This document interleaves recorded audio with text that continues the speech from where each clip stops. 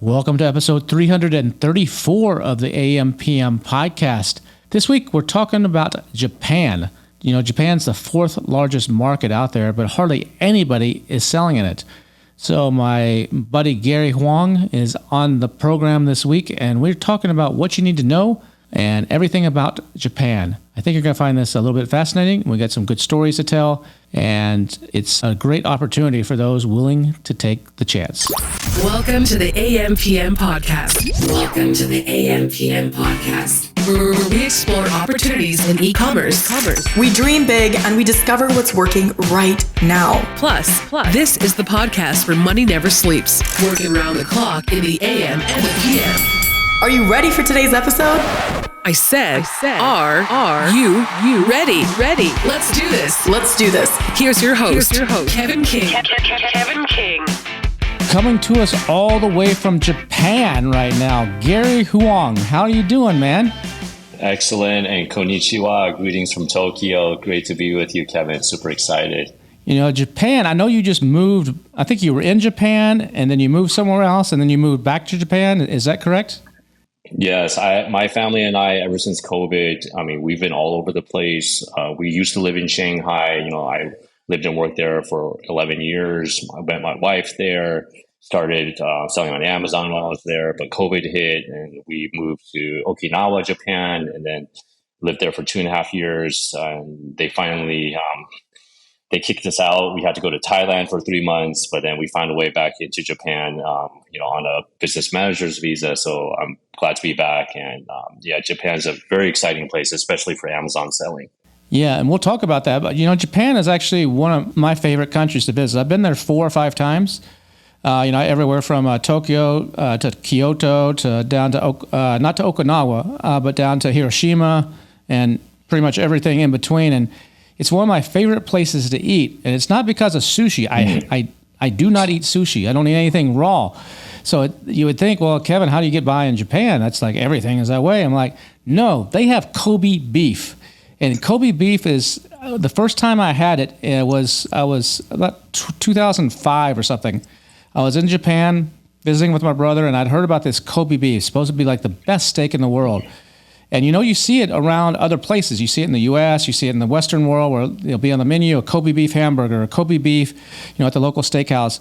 And most of that is bullshit. It's not Kobe beef. It's actually, Kobe beef has to come from a special place in Japan and it has to be certified, the cows in a certain way. But what they do is they breed some of those cows and they've brought them over to the West and it's Wagyu beef. But it's not the same. It's like saying Coca-Cola is the same as your local supermarket's non-branded soda. They don't taste the same. Yeah, that's right. It's kind of like champagne, right? I'm not like a wine connoisseur, but I know champagne has to legitimately come from that region. Exactly. In France, everything else, like sparkling wine, you can't call it champagne. Exactly. Right? So it's the same with Kobe beef. It has to come from Kobe. Otherwise, there's like crossbreeds and it's definitely not the same. But yeah, it's just like it melts in your mouth, man. And it's just, it's like prime on a whole nother level. And actually, it's funny because here in Japan, if you go to the supermarket, you can buy U.S. beef, and it's actually like I don't want to say the cheap stuff, but it's like, middle market, below like all the Kobe, and they have like 7 different grades of the beef. So, when you come, we'll feed you well over here, man. Yeah, but when I went with my brother for the first time back in 2005, that I had heard about it, so I was like, we got to try this. So we go to a restaurant like on the 70th floor of some building and one of the big districts in the middle of Tokyo. And I go in and they're like, okay, give me one, give him one. And they're like, okay, you realize, give us like 8 ounces or something. They're like, you realize this is, I forgot what it was in yen, but it's equivalent of about $250, $300 each. About $30 an ounce, roughly, or something like that. And back then, the yen, rate of the dollar to the yen was much stronger than it is right now. And now it's actually a perfect time to go to Japan. It's weak against the dollar. But we ordered that. I was like, this is so good. Give me seconds. And they were getting it out of like a safe or something in the back. Like, the manager had to come out and get this. And I was like, that's the best thing ever. And so ever since then, every chance I get to go to Japan, I eat Kobe beef. And I actually one time was in Australia. And I deliberately routed my flight back. I could have flown back from Sydney straight to LA, but I deliberately routed the flight to have a stop in Tokyo just for the night. I arrived in Tokyo like at, 8:30 at night, took the train into the hotel, got there like at, 10 o'clock or something like that. It was late, and headed straight, just dropped my bags and headed straight to the restaurant, ate Kobe beef, flew out the next morning at 6 a.m. And then I did it just to eat the Kobe beef. And one little trick for you, if you see it in the West, and there used to be only 8 restaurants in the U.S. that actually had the real thing. They would fly it in. Now there's a few more. But if you're ever somewhere and you're like, you want to know is this the real thing, ask them for the birth certificate of the cow. If they say, if there's Kobe beef on the menu and it's some crazy price, make them prove it. So everywhere I go now, I make them prove it. I've done this in Vegas at the Prosper Show, took a bunch of people to one of the restaurants there and said, look, I'm going to show you this is the real thing. And I tell the manager, please bring me the birth certificate of the cow. And it has like a nose print. It shows when it was born, everything. And that it comes with every order of the stuff. And so that way, if they can't produce that, it's not real Kobe. So yeah, it was, I have fond memories of Japan. Japan is so clean.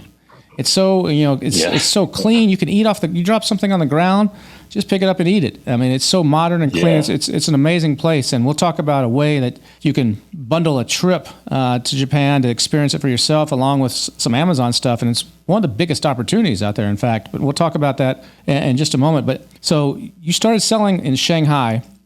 Were you selling on the U.S. marketplace? Yes. Well, I mean, selling on Amazon, it was my second foray into e-commerce, Kevin. I don't know if I mentioned this before, but back when I was still living in LA, my hometown, I first got started selling online on eBay. This was in 2005. So I first got started selling women's shoes. Wow. They weren't fancy shoes. They were basically these kind of Mary Jane, like very affordable shoes, but they were kind of niche, like with like polka dot prints, cherry prints. And you've ever heard of like, rockabilly and like, swing, that kind of like subculture. Mm-hmm. That was my first foray into e-commerce. But anyways, that was how I first got started in e-commerce. How was the return rate on shoes? Anything with sizing? It's horrible. It was horrible, dude. That was the biggest headache. I mean, profit margin was amazing, but just like if it was half a size off, then they'll come back, and then I'm arranging returns, and some people order 2 pairs, they'll ship 1 back. And that is the big headache. Anybody that sells shoes, clothing, they know it's like the sizing issue. That's, yeah. So you did that for a while. Then what was next after you said enough of these shoes? Yeah. So I did that from 2005 to 2008. And then the global financial crisis hit, as people probably remember. And then I made a move to China because I've always been fascinated with China. I did study abroad. My family is originally from mainland China. I was born in the U.S. We spoke Chinese at home, and we were like the only people in our block. We lived in a Hispanic neighborhood that spoke Chinese, so we were kind of like the weirdos. But I always had that connection. And 2008, some of you guys remember, China was like on the rise. There was the Beijing Olympics. Everybody was talking about China. You saw it all over the news. I'm like, I want to make a move to Shanghai. Shanghai is like a super cosmopolitan city. It's kind of like New York City. So long story short, I found a job in Shanghai with a consulting company doing sourcing. So I was their point person over time. I visited hundreds of factories all over China, from like the high end, like, batteries, electronics, to like the really low end, with like health code violations, like just exhaust fumes everywhere in the factories. I mean, it's sad, some of the conditions that people work in, but I basically, got my feet wet and learned all of the good, the bad, the ugly side of sourcing in China. So I was doing that for about a long time, like 7-8 years, Kevin. And then I saw the Amazon opportunity in about 2015-16. We were listening to, a lot of our favorite old school podcasts like The Amazing Seller, Scott Volker, and a lot of those OGs. And I was just Kevin Reiser, and even the AMPM podcast was about that. Started about that time with Manny. Yeah, exactly. Yeah, I mean, around that time, even before that time, right? So that's how I got back. And I put 2 and 2 together. I mean, it doesn't take a rocket scientist to figure it out. I'm in China. I'm on the ground. I can take a train to Yiwu, to I can fly to Shenzhen, visit factories very quickly. I speak the language, and that's how I. And Western culture e-commerce as well. You have an advantage. Western culture. Yes, I know Western culture. And then one of my first brands in the Amazon space was in Amazon in the Apple Watch category. I don't have my watch on. We did Apple Watch bands, so we did like unique bands, like different designs, different materials when Watch first launched. So my partner at the time and we built a six-figure business out of it. We were featured on one of those Mac websites. We were really excited, and then we sold out during Chinese New Year. With all of the sourcing issues, but yeah, that's. Long story short, that's how that's my e-commerce story. Are you still selling e-commerce now, or are you doing your... I'm still selling now. I mean, one of the reasons I pivoted to creating conferences and online events, Kevin, is the next chapter. I was selling. I quit my job. I went all into selling. I also created an online site called 80/20 Sourcing, where I would write articles about China sourcing, best practices, how to save time and money, some of the dirty tricks that, suppliers may play on you. I mean, at that time, there wasn't a lot of content online. So, it's kind of like a black box. So, the website's still up. There's still a lot of useful content, evergreen there. But my wife and I got pregnant with our son, 2018. And I used to fly out to conferences in Hong Kong, and my wife was expecting any day. So I was grounded. I didn't want to be left behind. So that's when I had the idea, why not invite these seven-figure sellers to teach me what they're doing and to teach everyone else online? So that was the genesis behind Seven Figure Seller Summit. We created it in 2018 in August, designed to really help sellers, that couldn't travel for one reason or another, to learn how to scale, how to build, scale, and exit their businesses. So that was the next chapter. Were you using like 80/20 sourcing having people sign up for an email list or something, or how did you launch that? Did you just partner with affiliates, or how did you actually get the audience that it takes to actually put on an online conference? That's a really good question. I had the audience from 80/20 sourcing. I partner with. I just asked the speakers to promote, like, hey, I wish I got you on earlier. And I mean, you would have been awesome to be on. We'll get you on the next one, Kevin. But yeah, asking the speakers to promote. There's affiliates. We didn't do too much paid advertising. I've never had a ton of success paid advertising, but I mean, that's the main thing. I mean, just getting the speakers to promote it, because if they're presenting, if Kevin, you're talking somewhere, your fans probably want to hear you speak, right? So it's like a national incentive to want to promote an event that you're speaking at and to add value first. I mean, we were voted favorite Amazon conference 2 years in a row in seller poll by our audience, so we're very grateful, because I always try to lead with value first. I want to make sure we're offering the latest strategies and value first, and we also have like a pre-ticket option. So even if some sellers, they're not at that level for a paid ticket, you can still watch for a limited time, right? So I think that's kind of the ethos that we have behind the event. So your conference is like, I think I've been to several of them. It's like over 4 or 5 days, and there's like 3 or 4 speakers a day, and you can come for free. It's called the Seven Figure Summit, right? Seven Figure Seller Summit. Seven Figure Seller Summit. And so there's like 3 or 4 speakers per day, and if you can show up when their times are, you can watch it for free. Or if you can't make it, or you want to see a replay, it's a small charge to get the whole replays of everything, correct? Yeah, so we have a 24-hour free viewing period. So once you register every day, day one is all about fundamentals, mindset, product selection, sourcing, and if you can catch the sessions you want for free, that's great, right? But afterwards, they're locked and available for purchase. We do have an all-access pass, and you get more bonuses from speakers, discount offers, etc. So yeah, you can watch for free. I mean, that's totally fine. So that's a lot of work. I mean, I've seen you have like 30 some odd speakers, and I know like Augustus does these type of events too, and a few other people, but going in and just coordinating that and actually getting the people and recording everything in advance, prepping everything, it's a tremendous amount of work. Yeah, I'm very thankful. We do have a small team.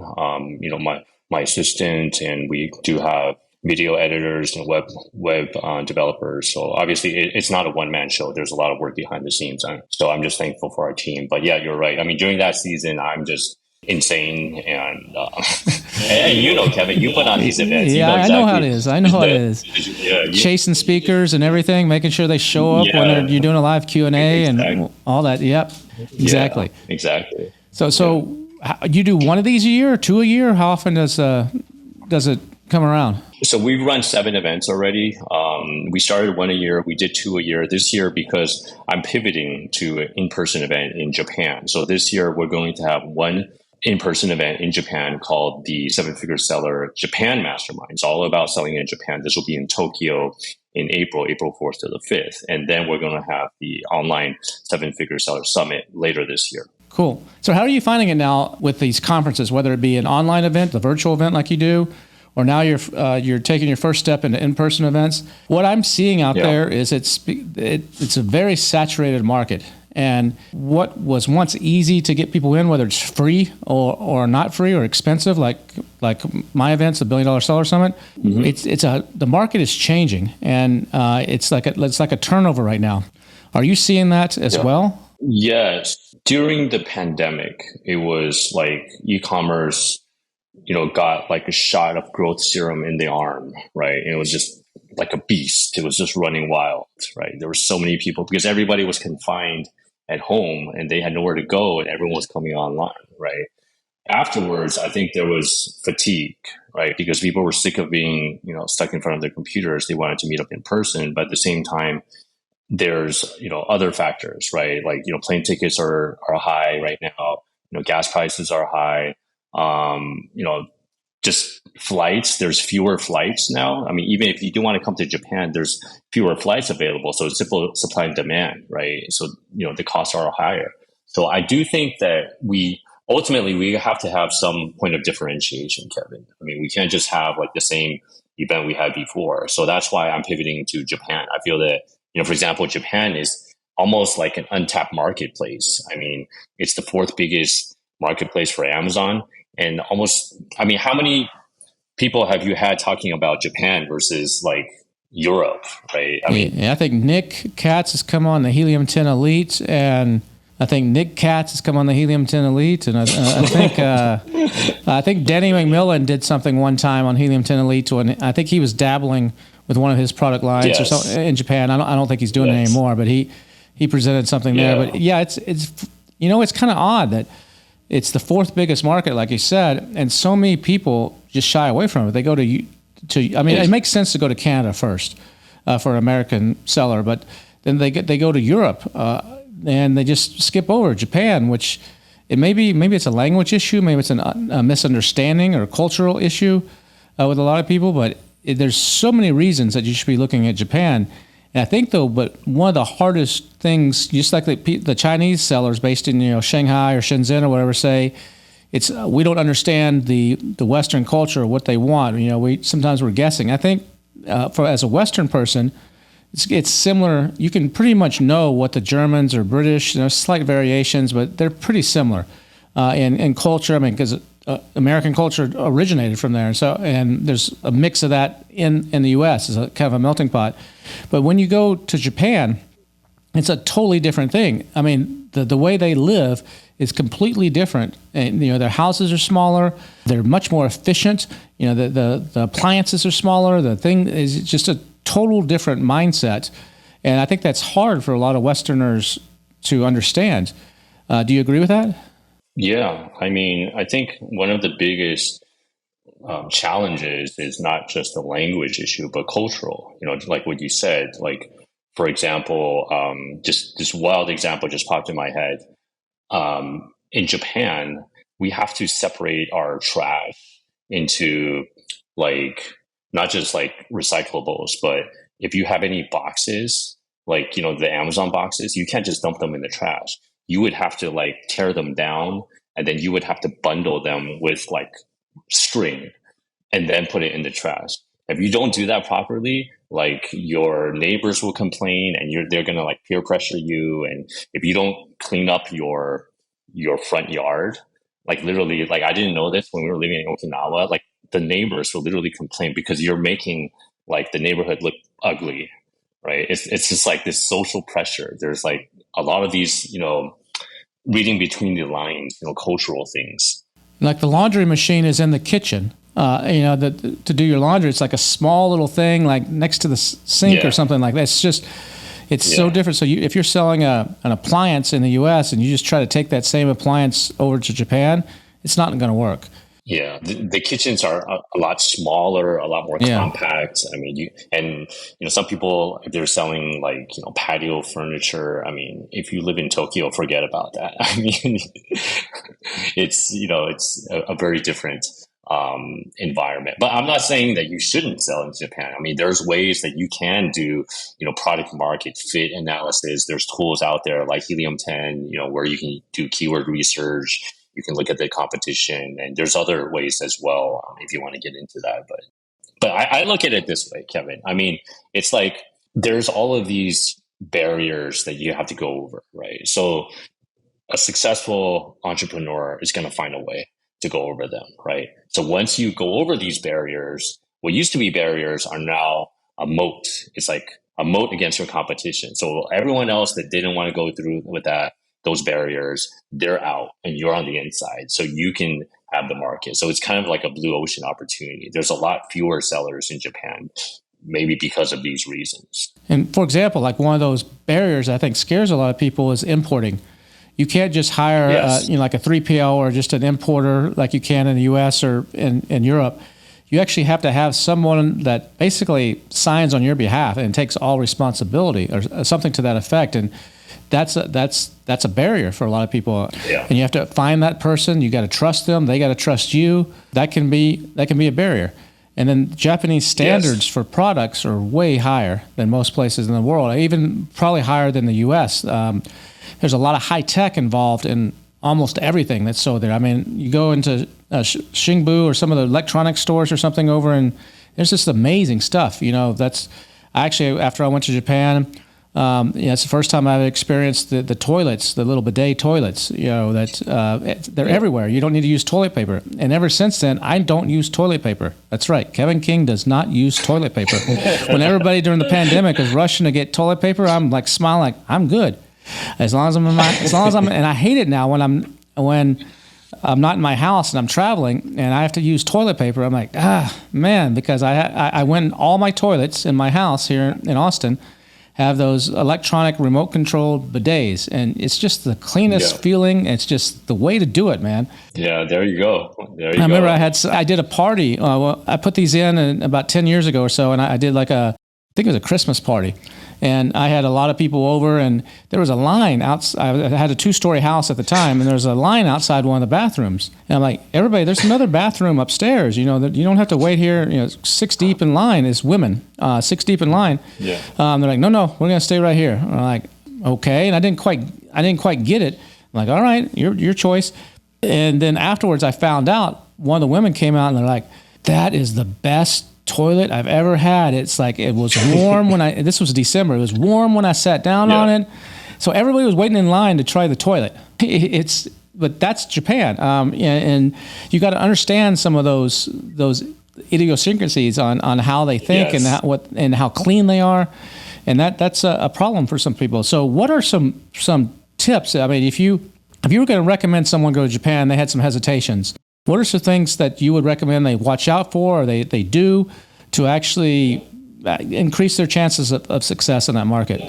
Definitely. I would say number one, going back to the product market fit analysis, definitely use tools like Helium 10, brand analytics, or even just searching on Amazon itself. So wait, if I'm using Helium 10 to actually check, am I having to search in Japanese characters, or can I search in English and it translates, or how does that work? The beauty of Amazon Japan is you can search in English.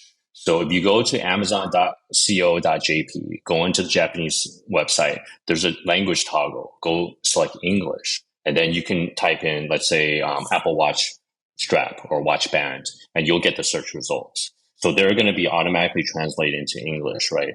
Then you can grab the ASIN, do a reverse ASIN search in Helium, and then you can get all the keyword research, right? And then you can plug in some of those Japanese terms to further deep dive. As Kevin, you're like the expert on this, right? So you that's the first step, right? Does that make sense? Yeah, that makes sense. Yeah. And then you can always use, have Google Translate on a side window. So any word you're not sure about, you can Google Translate that, and you can do Google Sheets. There's like a little formula hack that you can just like, copy and paste all those English or copy and paste all those Japanese terms in one column, the Google Translate formula on the next column, and then just drag them down. And Yeah, look for everything that says JP. It'll translate everything. Yeah. Uh-huh. Exactly. Okay, so you can get smart. I don't think we have time to deep dive into like a masterclass on like the how to use Helium, but use Helium to get started. Okay. I think a lot of people know what we're talking about. Also, one good tip, also coming from Nick Katz, is you can go to Google image search or YouTube image search and see how people use your product in Japanese. Like, can you find someone like a Japanese person using this product? If you can, that's a good sign. If you can't, maybe that's not the right fit. Okay, so that I would say is the first step, how to start selling on Japan, the product market fit. After that, then you want to look at the importing, because Japan can be a lot stricter than Europe when it comes to only certain category of products. Okay, basically the 4 key categories that Japan, the regulations are very sensitive about is, number 1 is supplements, number 2 is cosmetics, number 3 is medical devices, and number 4, this is something different, okay, is any plastic product that touches food or drinks. Okay, like let's say if you have this cup, like this plastic cup I have in my hand. I know everyone's listening, but you can't see it. But imagine a plastic cup. Most times you don't need to get it compliance tested, let's say in the States or in Europe, but in Japan, any plastic product that comes into contact with, even if it's like a storage, maybe like a storage, like food storage, or like, pill storage box, etc., you need that to be compliance tested. Okay. If it's not one of those 4 categories, you may be okay, but definitely talk to an importer, a Japanese importer of record. You need a Japanese registered company. You cannot just import using a US LLC into Japan. You cannot use your foreign entity, because the Japanese government wants to have a registered company in Japan or registered person in Japan. So for accountability, if something happens, they need to be able to reach someone. Okay, but you can use a Japanese IOR, import of record, for that. So those are a couple of quick tips. No, that sounds good. What else besides? So do your Helium 10 research on the keywords, then set up your importing, find your importer that's local there in Japan, and then what are some other things that you need to look out for or be aware of? Yeah. When it comes to the compliance and testing, be careful about the costs, because in Japan, it's a little bit different, because the cost and the requirement of the testing, it depends not only on the size of the product, but also how many different parts there are. So if it's just a plastic water bottle, it's just one piece of injected molded plastic, that'll be cheaper than if there's like a separate seal, and then there's a separate lid and a separate additional tab and whatnot. You'll have to test, because each one of those needs to be tested. So that could be a pain in the butt. So the testing has to be by a Japanese testing company, or I could have this tested in China by someone that they recognize, or how does that work? They have their own accredited testing agencies. So you cannot just use, this is something that I didn't know at first, because I thought, okay, I had my kitchen product tested by my laboratory, in China, but I checked with an IOR. They said, no, it has to be this specific laboratory, or this list of laboratories only. They will not just accept any laboratory. It has to be that specific laboratory. So that's one common misconception. Another common mistake that some sellers make is, if you see another seller selling the same product, that doesn't mean that you don't have to test it, because for Japan, the actual testing requirement is per seller. So even if someone else is selling this exact same product in Japan, it doesn't matter. You got to have the license to import it. I mean, you have to have your own product tested. So basically, before I ship my 1,000 plastic water bottles in Japan, I've got to take a couple samples, or whatever the requirement is, send those to the Japanese authorized laboratory, let them do their testing. How long does that usually take? Does that delay everything like a few days? And do I have to do that for every shipment, or just the first shipment? No, you just have to do it for the first shipment. You have to get it done. You have to have that test done. It takes time. I mean, it depends on the complexity of the product. I can't just give you a ballpark, but I mean, talk to your importer of record. I mean, they'll be familiar with the different compliance tests required. They could give you the advice, but once you clear that, then you will be okay to import it. Well, I would think the factory in China could make a sample that would pass with flying colors, and then make some changes to the product on the big shipment. So do they come back and spot check from time to time when your shipments come in? Are they that strict on it? Or that could get, even if you're not trying to do that, you're not aware, with you're the seller and you do everything right in the beginning, and then your factory says, hey, he doesn't have to know. We can change this plastic over here. He'll never know the difference. And then they ship it in, and then you and your importer of record are on the hook, right? Yeah. Well, I mean, I cannot say, how frequent they do check. I mean, I know if we use the US as an example, they do sometimes do random spot checks, right? So I would encourage you guys to work with your suppliers to try to, keep things honest and not try to let these things slide, because you will be liable if that is the case. All right. So now, as far as selling in Japan, there's a lot. The PPC costs are a fraction of what they are like in the US, just because there's not so many competitors, right? Yeah, PPC costs will be lower. So that's one big advantage. There's also lower levels of competition. I believe there were only about 170,000 sellers in Japan. I mean, compared to Europe, there's, UK, Germany, there's like 300,000, 400,000. US, there's I don't know, over 1.2 million. They're active. There's like 3 or 4 million registered, but that have actually sold something in the last year. Yeah. Yeah. So, I mean, the competition also will be weaker because, many of them are Chinese sellers, and I don't mean to stereotype anyone, but, many of those listings are not very well made. So, we can talk about that as well, but the level of competition will be lower. And one of the cool parts is if you're already selling in the US or already selling in Europe, and let's say your product has 500, 1,000 reviews, you can move those reviews into Japan. You can instantly, you can move all of them. So even from day one with zero sales history, you can get off to, a head start with 500 reviews, right? And that will lower your PPC cost because you have social proof, right? You already have 500 reviews. Because I find that in Japan, the people that buy on the shoppers, they're more sensitive to the number of reviews, not just the review score, right? So if you have a lot of reviews, and also the review threshold in Japan is a lot lower than in the US, than in Europe.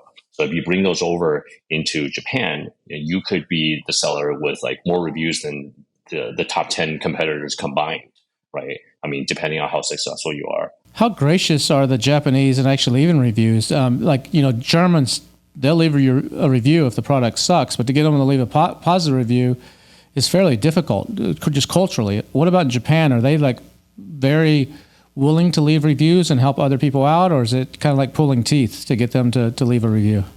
In my experience, I did get reviews for my new product that I launched a year ago. Back then, we had the Vine program, so we used Vine to get the initial reviews. But in general, I mean, they will leave reviews, and you can also have the follow up, the reminder. That option. I believe Helium offers that as well. So you will get reviews. There are other marketing strategies as well. There is a the number one app in Japan is an app called Line. So we do have there's ways you can use Line for product inserts to get more reviews as well. But obviously in white hat ways. I'm not advocating incentivized reviews. You can do, coupons, build an audience, build a list. Rakuten is one of the big platforms. I mean, they're a small player in the U.S., but in Japan, they're huge. How does Amazon compare to Rakuten? So historically, Rakuten was the biggest e-commerce market, but Amazon overtook them recently. So they're about neck and neck, and Amazon is a little bit further ahead right now. Rakuten, I believe it's more strong in electronics, and their interface is very Japanese. It's there's details and numbers and images everywhere. It's very different. But from my perspective, in Japan, I've seen Amazon's a lot more prevalent. We'll see like the Amazon delivery boxes. There's like those lockers, and they put them in front of like Japanese pharmacies, like next to the metro station. Even in convenience stores like 7-Elevens, Family Marts, there's like the Amazon, the drop off area. So it's very prevalent. And even in Tokyo here, we have same day delivery. I can order in the morning, I'll get my stuff shipped in the evening. It's very, very prevalent. So yeah, I mean, I was buying a new TV. When I moved into my apartment a couple of weeks ago, right? So I went to the biggest electronics shop, big camera, and then they were sold out of the model that I wanted. I'm like, so I just pulled up my phone. I found it on Amazon Japan. I showed the sales guy, and then he kind of just said, if I were you, I would just order it off of Amazon. And this is coming from the competitor, right? So because Amazon, I mean, it's just their whole logistics and the delivery, the warehousing. I believe they have a couple dozen warehouses across Japan. I mean, Japan geographically, obviously, it's not as big as the States, right? I think it's about the same size of UK, but the population is a lot more concentrated than UK. So they're able to have, very fast deliveries in Japan. Tokyo is, I think, the biggest city in the world, 30 some odd million people, I think, in the metro area. Yeah, but Tokyo has I think 40 different prefectures. So think of different districts. And, I commute like 30 minutes downtown. So, but yeah, I mean, the reach is everywhere. I mean, Amazon, they deliver all the way to the southern islands to Okinawa. I could order, like a projector and like a big TV screen for movie night. When I live down in Okinawa, you can get everything on Amazon. And in Japan, there's about 100. It's like twice the size of the UK. I think the UK is somewhere in the neighborhood of 60 million, and Japan's about 120. I believe 126 million ish, and it's the third biggest economy in the world. A lot of people forget that. I mean, it's huge, and yeah. Yeah, it's definitely huge and crowded, but it's super efficient. I mean, just super, super efficient to get anywhere and to do anything. All the trains run like minutes, like everything's on the minute, right? And they're on time. I mean, there's a guy, conductor there, blowing his whistle or whatever, like get on, like get this train moving. We're leaving in 10 seconds or whatever. And there's like a countdown, like get your butt on. And there's like vending machines like everywhere. I mean, you can get a hot soup out of a vending machine that actually tastes good, and it's a different world. That's for sure. But a very modern place, but also a lot of old traditions, a lot of old school traditions, and everything. And I always when I was in Japan, I'd see people on the subway, texting. And I'm like, how the heck are they? It's whatever the number is, 2,000 characters or whatever it is in Japanese language. Like, how the heck are they like pulling from a database of 200,000 characters? And it would amaze me, like the safety there. People would fall asleep on the train, on the subways, with their phone on their lap, and not worry about it. If you did that in New York City, that phone would be gone in a New York minute, as they say. I mean, it's so understanding these kinds of things is it's important. With that in mind, if you're going to try to sell in Japan, I would not just do it from afar. I would get your butt on a plane and actually get to Japan and experience it firsthand for yourself, because it's just going to open your eyes to so many things. And a great way to do that is what you're creating right now is the Japanese in-person summit in Tokyo. So walk me through what that's going to be like. I know you got some Western people coming over to do some talks. You got Amazon participating. You got Jeff Cohen from Amazon's flying over from Seattle. There's some big wigs coming to your event. Yeah. So what are you guys going to be doing at this event? Can you kind of paint the picture for me of how the event's going to unfold? Definitely. Yeah, definitely. So this is going to be the first ever Amazon conference held in Japan. I mean, ever. Even there hasn't been a Japanese language one either. So this is really the first time ever we're going to have an event in Japan. It's going to be a 2-day conference for Amazon sellers. Let's say you're already selling in US or EU. If you want to enter the Japanese marketplace, we've had some case studies, sellers selling up to $965,000 in revenue in about 1 year time, like a US brand entering Japan. So that's our main goal in this 2-day event. It's going to be filled with master classes, masterminds.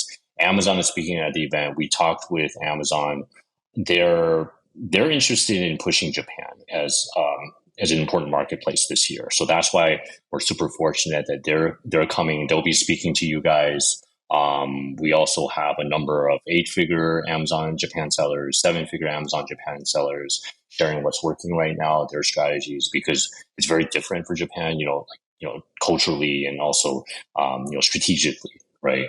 And also we have a number of service providers. So I'm not meaning like service providers that are going to try to be like spammy and sell you stuff, because I've handpicked, based on my own experience, all the different pieces of the puzzles you need to sell in Japan. So we'll have, if you have a question about, the import of record, talk to that guy over there. If you have a question about compliance testing, talk to that lady right here. If you have a question about Japan PPC, talk to Ritu. Ritu's going to be here, right? So basically, in this 2-day event, you're going to be able to accelerate and to jumpstart your Japan sales. That's the main goal for the event. And then beyond that, cultural things like Kevin loves Kobe beef, right? I wish Kevin could make it this year. That would have been awesome. Hopefully you'll join us next time. We're gonna have a social in a Japanese izakaya bar restaurant, so we'll get a flavor. Very hip neighborhood in Nihonbashi. It's like the center of Tokyo, so being in the middle of all the action, getting a flavor of that and the pre-event reception. The first night, after the full day conference, the Mastermind, it's going to be cherry blossom season. So to be honest, the plane tickets are a little bit pricey. One of the reasons why is because everybody wants to come to visit Japan right now in April, because that's when the cherry blossoms will be in full bloom. So we're going to deliver an experience, the cherry blossom networking social, like out in a Tokyo park in the evening. We're going to lay down spreads with Japanese sakes, whiskeys, good food, good company, talking to the other sellers, talking to the speakers. I mean, you can't get this experience anywhere else in the world besides Japan. And you're going to learn and build connections. And then the last night, after day 2 conference, we're going to have karaoke. Right? You can't leave Japan without doing karaoke, That's right? true. The Japanese invented karaoke, so you can channel your own like Bill Murray, Scarlett Johansson, lost in translation moment. So end this thing on a high note. And yeah, that's the Japan Mastermind that we're doing, the 7-figure seller Japan Mastermind in Tokyo. And it's not expensive either to come. I mean, you have a pretty fair price. You got a good hotel, I think, that's really close to where you're holding the event. So if someone was interested, I know it's last minute for a lot of people, but if you have some miles to burn, or you're close, maybe you're listening to this and you're close by, or even if you're not close by, it's probably worth a flight over to actually check this event out, because like you said, it's the first of any type of this kind of. Do you have Japanese sellers coming as well? Maybe they speak Japanese and English. That are based in Japan, or is it just all Western? It's mostly English-speaking sellers. So we have sellers coming from the U.S., from Australia, from Europe. We have some Korean sellers coming up. We're promoting to the Korean FBA community as well. And we have sellers coming from like Thailand, digital nomads from Bali. So it will be a very unique mix. It's not like the same crowd that you may see at some of the other events, and also the speakers. So many of them are speakers you probably have never seen before. And, we also were very privileged. Bradley Sutton is coming, our friend Bradley. So the old Japanese sumo wrestler, Bradley Sutton. We'll see if he can demonstrate some moves, maybe at the after party, and it's going to be great. And yeah, hopefully you guys can join us. We have Ritu coming too, and Ritu actually won the $1 Billion Seller Summit. She did an amazing presentation on ChatGPT tied to Google Sheets, tied to PPC. It just blew everybody's mind. And she lived in Japan and speaks the language for 16 years or something like that. So to have someone like that coming is pretty good. So you're not playing around with any of the speakers or anything. If I want to come to the event, it's not too late, right? There's still a few spots left. And how would I go about finding out more and getting a ticket? Yes, we still have some spots left where you can get your ticket at Seven Figure Seller Japan Mastermind, sevenfiguresellerjapanmastermind.com. And then you can get your ticket. And I think the pricing, we've done everything we can to make it as affordable as possible for our first event. So you'll be getting 2 days of master classes. There's going to be 2 masterminds. Amazon's going to be speaking. You'll get also coffee breakout sessions. You'll get 2 lunches. And this actually includes the pre-event reception, which will include dinner and drinks for 3 hours. I think for some people, they'll get the value from that just one night. So these are going to be bento box lunches? Yeah, it's going to be bento box lunches. So there'll be, there'll be meat, there'll be, seafood and vegetarian. So we're trying to make sure this will be good for everybody. And then, I hope you guys can join us. I mean, you guys will be part of the first movers because nobody has done an Amazon conference in Japan before. Very few people are selling in Japan. I polled our audience of about 133 sellers that filled out this survey. Only one person was selling in Japan. I mean, more people were selling in like even Poland or those obscure countries. So come on, guys, it's kind of ridiculous. Nobody's selling in Japan. So I think this is a perfect opportunity for the right seller to. Where do you think this Amazon Japan is going to go? Do you think it's going to have a big growth spurt or just slowly keep growing? Well, where do you see it? Do you think it'll overtake the UK as far as sales go and move up to third place in the next couple of years, or where do you see it going? I think it's pretty close to UK, and we mentioned earlier the Japanese yen is very weak right now. I think it's at a historic 30 or 40-year low. So that means that things are cheaper here in Japan. So if you come to Japan right now, you might be pleasantly surprised because it's not as expensive as people think. So. I mean, but back to your question, Kevin, if the yen does rebound and we see the continued Amazon growth in Japan, I do think it will reclaim the number 3 spot. So, yeah, I mean, and people in Japan, they're on their phones all the time, and people are shopping. And it's coming out of COVID. It's pretty back to normal. People still wear masks. I think it's just culturally people wear masks just because of pollen allergies, here with the flower season, etc. Well, Japanese are very courteous anyway. If someone's got a sneeze or before COVID, this is years before COVID. If you had a sneeze, whether it's allergy or maybe anything, the Japanese, as a courtesy to their other fellow Japanese, will wear a mask. And that was so odd right. To, when Americans were forced to wear a mask, they were fighting it tooth and nail. When the Japanese voluntarily do it to protect their fellow man. Yeah, that's right. If you have a cold or if you have a cough, it was, people just mask up and, that's the social norm here. Yeah, it's such a polite culture as well. I mean, everything is, when you do something, it's 2 hands to give you back your credit card. If you go to China and, if you got to line up in a queue, forget it. If a new airline desk opens, everybody's waiting in line to check in or something at the airline, and they open up a second desk to alleviate some of the line. In in China, people pushing each other to get out of the way to get to the front of the line. In Japan, that's not the case. Everybody will politely say, "You're next. You go over there. You go over there. You go over here," and slowly walk over. And there's no problems. It's that kind of culture.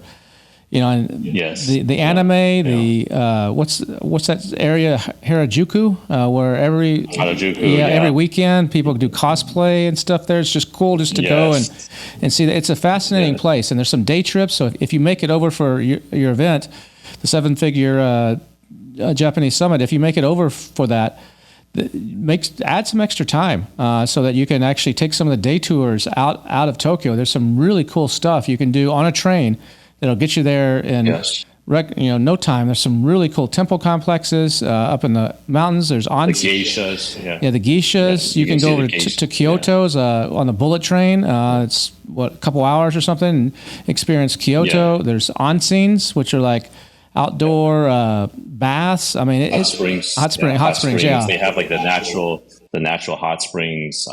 It's like a phenomenon. It's amazing. Yeah. I mean, Kevin knows all about it. I really wish you were coming this year, Kevin. I mean, it would have been awesome but yeah, Well, I'm just trying to tell people, don't be afraid to go to Japan, and this is a perfect opportunity to put two things together and have a total write-off on your trip. Yeah. It's by going to an event like this. And like you said, you'll be on the ground floor. And I do think it's going to continue to get better. And like you said, Amazon, they have brand managers specializing in bringing you to Japan. So I get emails all the time on one of my accounts saying, hey, this is Bob Smith or whatever at Amazon. We'd love to have you help you take your products to Japan. We'll give you a bunch of PPC credits. We'll do this. We'll do that.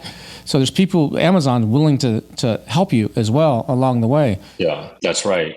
And Amazon is going to be here. So Jeff Cohen's going to be here. We're also talking with Amazon Japan. We're trying to get some of their staff to be here. So maybe that relationship can open a door to get, like a brand manager to help you with, additional promotions, maybe with those like, additional sales. I think that's an additional benefit. And you can do on the ground market research here in Japan.